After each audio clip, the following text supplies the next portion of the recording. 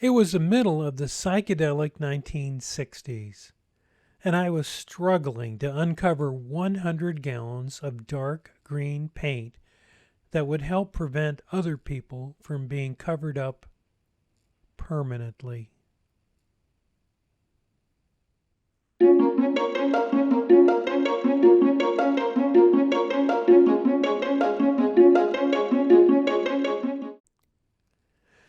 Hello and welcome.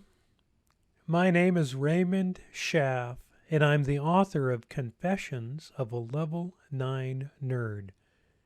Please buy a copy at Amazon.com. Read the book first. Then, the next time you visit your doctor, hand him or her my book and say, "Read one chapter after evening meals to help your digestive tract." I've given a copy of my book to 2 different doctors, and both times the book was well received. So you should try it.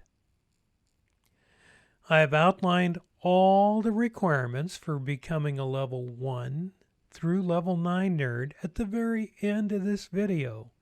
So hang in there, or fast forward to the end if you want. Following my reading of Chapter 4, there is a weighty suggestion that will help you deal with that obnoxious geek that's been bugging you. So let's fly right into Confessions of a Level 9 Nerd and continue our journey with Chapter 4, The Power of Dark Green Paint. Leaving the airport in Saigon, South Vietnam, and bouncing over miles of dusty red clay roads took a day's travel time and covered miles of paperwork. Saigon, South Vietnam, once known as the Pearl of the Orient, now looked as though it had lost its luster from too many cultures. The reddish glow radiating from my throbbing face, a gift from my first extended exposure to Asian sunlight, announced my rookie status to a veteran team member who greeted me at my new field assignment. Weaving through towering mazes of war material reminded me of the incalculable costs of the calculated war. The path widened to expose a pair of cargo trucks tucked away in a corner of an ancient wooden warehouse just out of sight of our enemy's eyes. We stepped out of the 14th century Vietnamese culture and into one of the trucks armed with 20th century computing technologies. A wall of frigid air enveloped me as I slammed the tractor-trailer door shut from behind, sealing out the grip of triple-digit heat and humidity. 2 GIs operating an NCR 500 computer system nodded me aboard as I entered the surreal world of cool computing inside a hot war zone. The semi-mobile system on wheels represented one of a dozen units scattered throughout South Vietnam, designed to keep track of war supplies flowing in and out of the conflagration that engulfed the doomed country. Operating the computing machinery 6 p.m. to 6 a.m., 7 days a week inside the modified trucks absorbed the lion's share of my 1-year assignment. A peppering of guard duty assignments high up on the base's perimeter guard towers kept my mind in constant state of flux. Peering down into the impenetrable jungle canopy for an invisible enemy made it difficult to comprehend how could I be in such an environment while being in such an environment. Months whistled past as our mobile computing system crunched numbers to keep pace with the round-the-clock demand for war materiel. Adding to the ever-increasing chaos were random requests for emergency mission-critical items.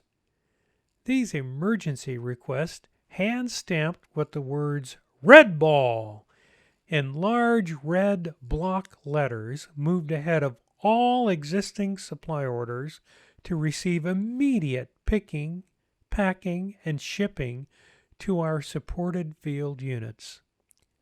Red Ball was a term derived from the Red Ball Express, a system used in the U.S. Army during World War II to ramrod emergency supplies to ongoing frontline battles. Being young and dumb, I assumed that any order stamped with the infamous Red Ball insignia would gain unquestioned approval. This ended the day I received an urgent order for 100 gallons of dark green paint. We did not stock paint, so I hand-stamped the order "Red Ball" after verifying that it was complete in terms of its specific codes, color pigments, size, etc., and shoved the document into the courier's pouch for immediate delivery to our regional supply depot. The incalculable value of my Red Ball dark green paint supply request came into focus during a close encounter with my distant commanding officer soon after its delivery. To my great surprise, the order came back to me a few hours later via the same courier. The Red Ball request form carried a new stamp, "Rejected," from the colonel in charge of the sprawling military supply depot 30 miles away.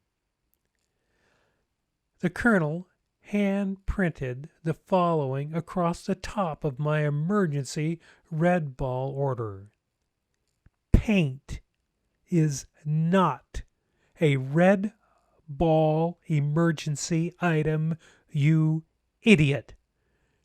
Red Ball order denied." Confused and angered over the denial, I decided to use some computing power to reinforce my original request. I responded to the colonel's blunt denial by creating a letter, taking great care to use bold, underline, capitalization, and font size features of our new computer system's master console, keyboard, and attached printer. I arranged for our courier to hand-deliver the following response along with the original supply request order directly to the colonel that rejected it hours earlier. Dear Colonel, the Red Ball Express order you denied for 100 gallons of dark green paint is for the brand new white Chris Crab attack boats you delivered to us yesterday. When the river patrol units arrived to pick up their brand new white Chris Crab attack boats, all they could talk about was the white color of the boats. Upon hearing your denial for dark green paint a few hours ago, the attack boat crew members asked me to invite you to come down here to take a ride up front with them on one of the new white Chris Crab attack boats on the dark green rivers that cut through the dark green jungles they patrol.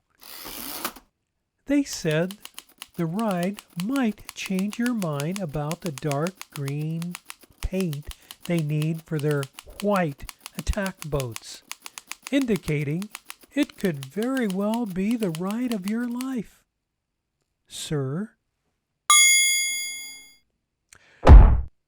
Wow. I never realized the power of our computer had when using bold, underline, capitalization, and font size features all in one letter. 100 gallons of dark green paint arrived a few hours later with a personal note attached to the paint drums. It was from the Colonel himself, thanking the riverboat crews for the generous offer to let him ride a front position of one of the new attack boats. The Colonel indicated that he was unable to get away from his duties at the supply depot to take a ride up the river with the attack boat crew members. He said that he was now well aware of why the order merited a red ball status.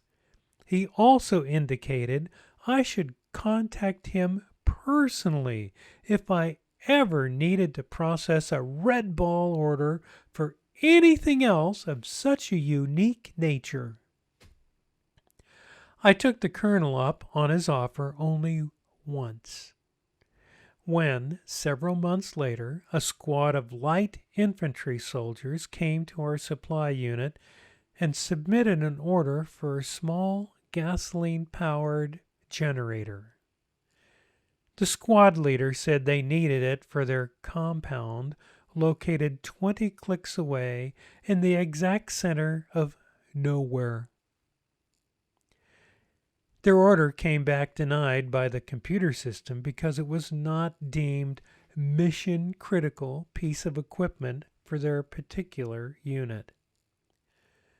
The platoon leader approached me, off the record, indicating they needed the portable generator to play their stereo equipment and have small parties inside the perimeter of their open field base following long patrols. Siding with the grunts, I sent the order directly to my old friend the Colonel, who approved the dark green paint earlier in the year. I indicated on the order that the generator would support infantry troops in ongoing field combat operations. Upon receiving the red ball order request, the Colonel recognized it was from me and had the generator delivered to our warehouse in less than 8 hours with no questions asked.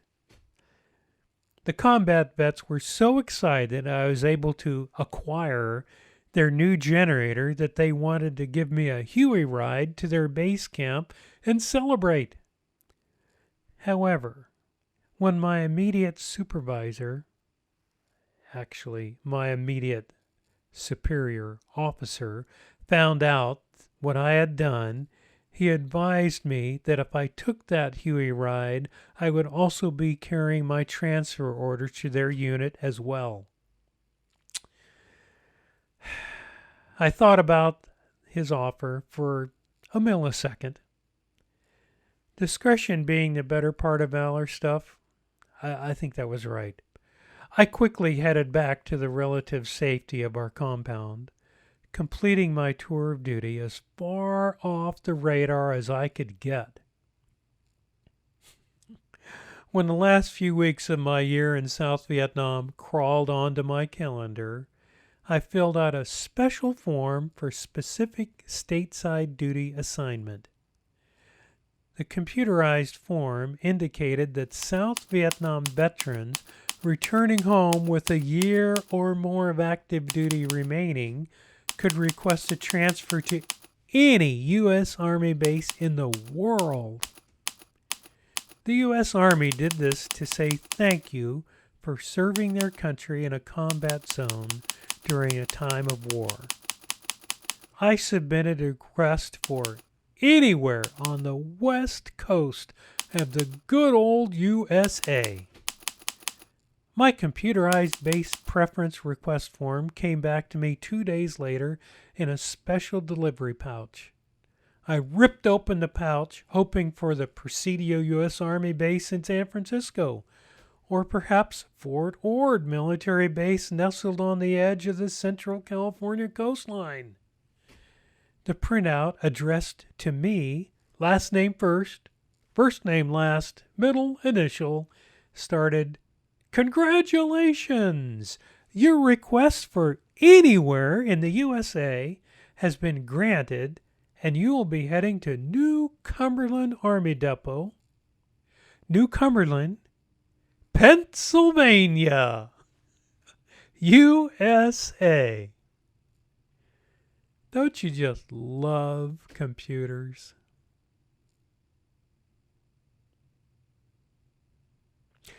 When I returned from South Vietnam, I swore to forever spread kindness and laughter to make up in some small way for the soul-ripping grief that ego-driven and wrong-headed war caused.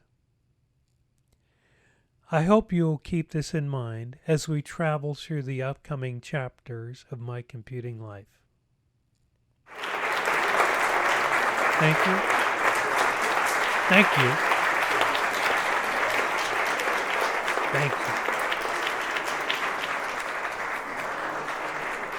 Now, here's that level 9 tip I promised at the beginning of this video.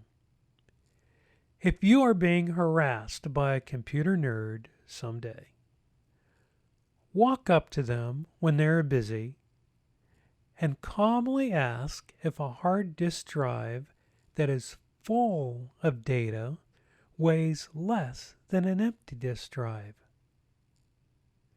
Wait a moment for the confused answer and then calmly respond with, "I didn't think you knew," while walking away slowly.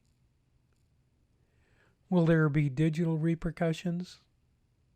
Welcome to the world of biting computer humor. And finally, it's time to unlock my wall safe for a safe, off-the-wall story.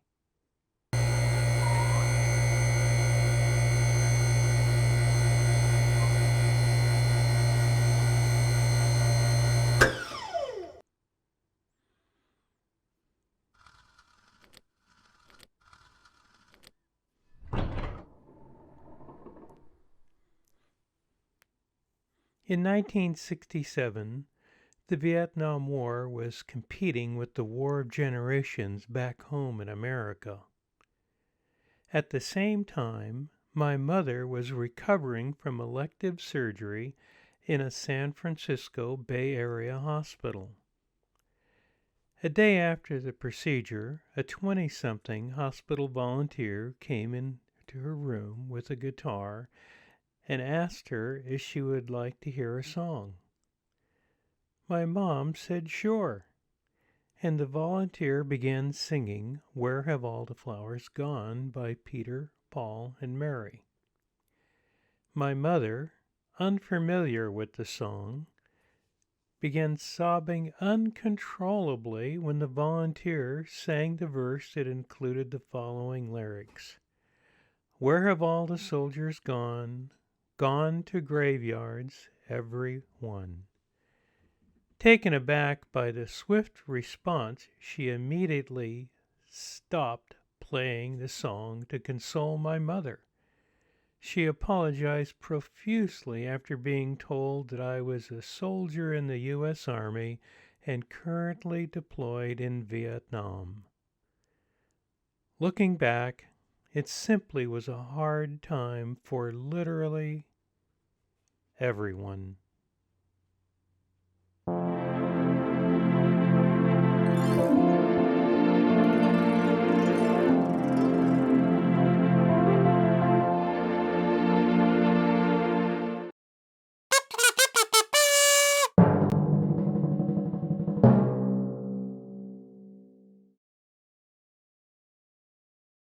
I submitted a request for anywhere on the USA or on a large piece of the Pacific Ocean. Cut.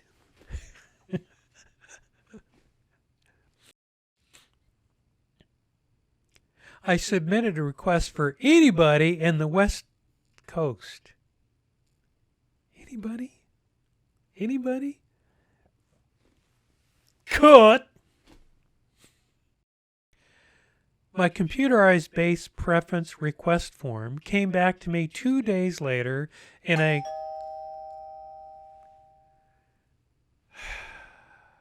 FedEx package at my front door, decades later, maybe.